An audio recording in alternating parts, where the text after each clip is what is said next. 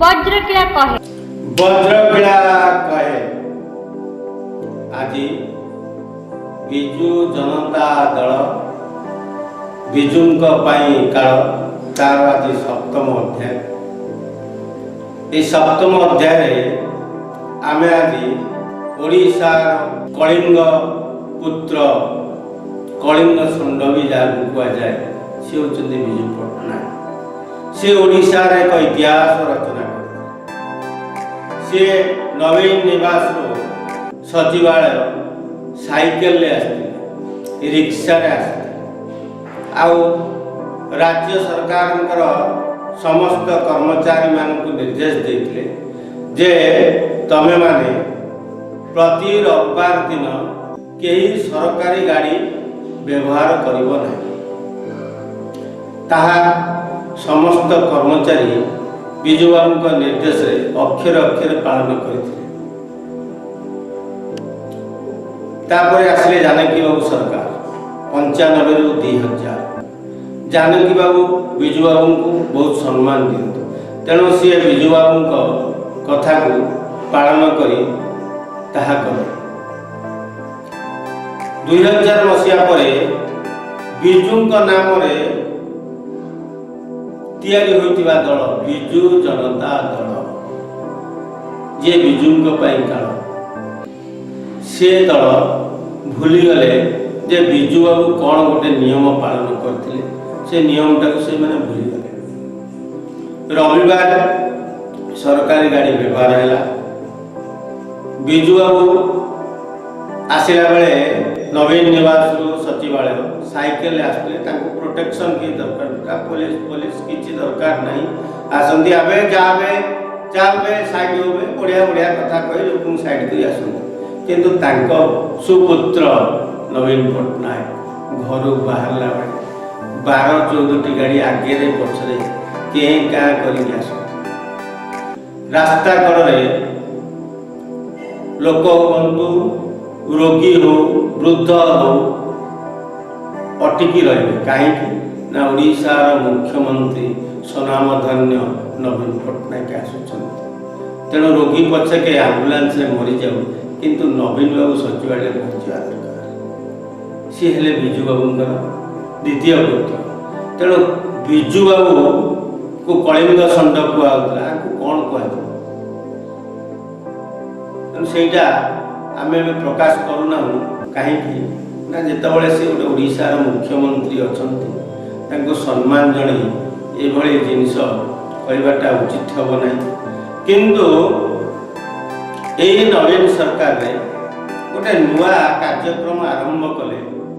ପ୍ରତି ରବିବାର ଦିନ ସକାଳ 6ଟା ବେଳେ ମାଷ୍ଟର କ୍ୟାଣ୍ଟିନ୍ ଛକରୁ ରାମ ମନ୍ଦିର ଛକରେ ଗୋଟେ ରାହାଗିରି କାର୍ଯ୍ୟକ୍ରମ ଆରମ୍ଭ କଲେ। ଯେଉଁ ରାହାଗିରିରେ କ'ଣ ନା ରାହାଗିରିରେ ସମସ୍ତେ ଚାଲିବେ, ଦୌଡ଼ିବେ, ସାଇକେଲ ଚଲେଇବେ, ପେଟ୍ରୋଲ ବଞ୍ଚିବ। ତେଣୁ ସମସ୍ତେ ସାଇକେଲ ଚଲେଇବେ। ବାବୁ ଭାଇଆମାନେ ବଡ଼ ବଡ଼ ଲମ୍ବା ଗାଡ଼ିରେ ଆସିବେ।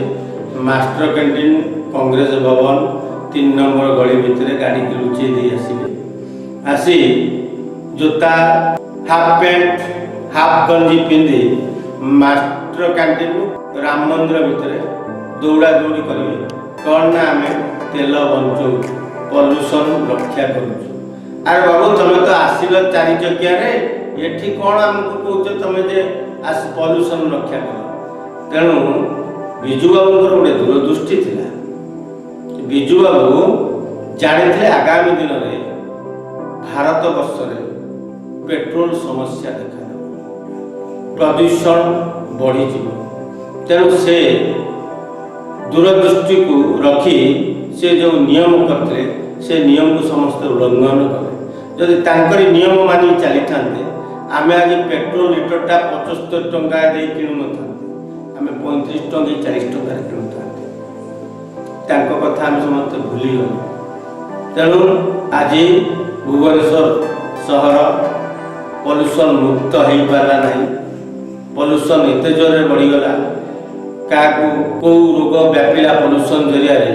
କାହାକୁ କ୍ୟାନ୍ସର ହେଇଗଲାଣି, କାହାକୁ HIV ହେଇଗଲାଣି, କାହାକୁ ଡେଙ୍ଗୁ ହେଇଗଲାଣି।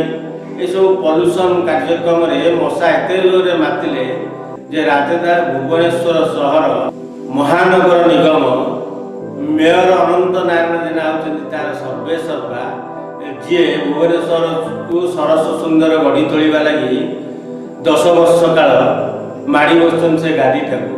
ଡେଙ୍ଗୁ ହଟେଇ ପାରିଲେନି, ଭୁବନେଶ୍ୱର ନାଳ ସଫା କରିପାରିଲେନି, କିନ୍ତୁ ବିଜୁବାବୁ ଭୁବନେଶ୍ୱରକୁ 90ରୁ 95 ଏଭଳି ସରସ ସୁନ୍ଦର କରି ରଖିଥିଲେ ତାହା ସେତେବେଳେ ଲୋକ କହିବେ।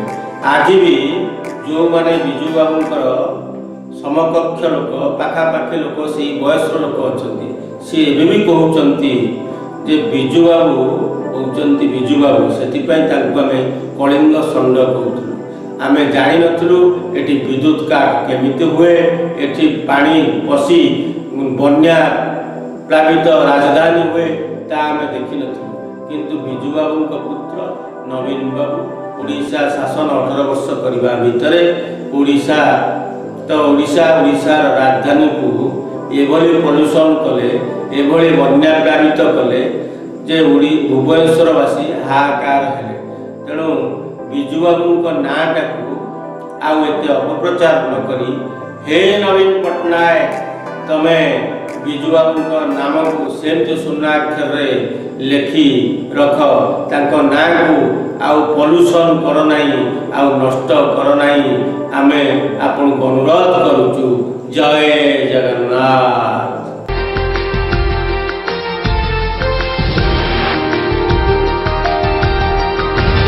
ଆପଣ ଦେଖୁଛନ୍ତି ବଜ୍ରକିଳା କହେ।